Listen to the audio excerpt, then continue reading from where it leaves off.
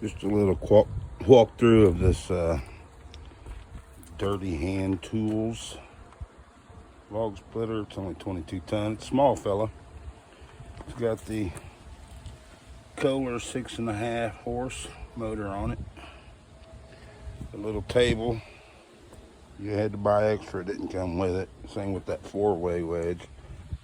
And I bought that extra. It comes with one, but in order to do it, you have to replace this whole head, and it's got some silly little steel cable to it. I'm not sure what that's all about. But anyhow, in the 4-way, on the one that comes with it, the wings are up about this high and they're angled on either side, and I didn't care for that, so that's why I bought the separate one. This little tray right here that head slides through, it's nice for holding your logs, but you get all this shit in here and it binds up and takes away your horsepower. Best way I can describe it. So that part of it sucks. The only other thing I'm not a fan of is where they got, and this does have the vertical split option, where that hydraulic tank and axle's at. The tank is the axle. But when you're standing right here to split, you get some knotty wood and you're standing there, you want to pop, you got to step back around the tire, get out of the way. I can't tell you how many times I tripped over that dadgum tire. The only mechanical issues I've had with it, one of them is my own fault with that engine. I left gas in it too long.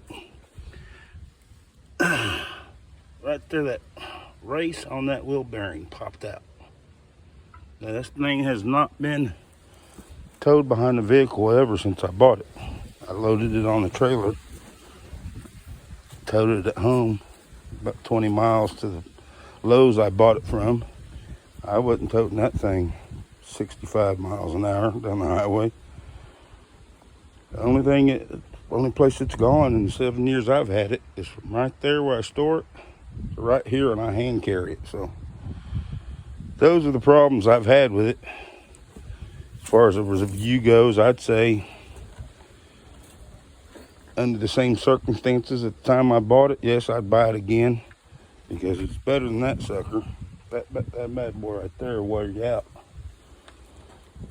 So if, depending on your circumstances, like if something was different and I needed a new one, I'd probably go heavier than the 22 ton. I don't know if any of you have a preference with the splitting wedge on this end or that end. I know the ones where that wedge is over here, you got your outfeed tables. I don't know how much difference that makes. I've never used one of those. So let me know in the comments if you think it's better with the wedge on one way or the other.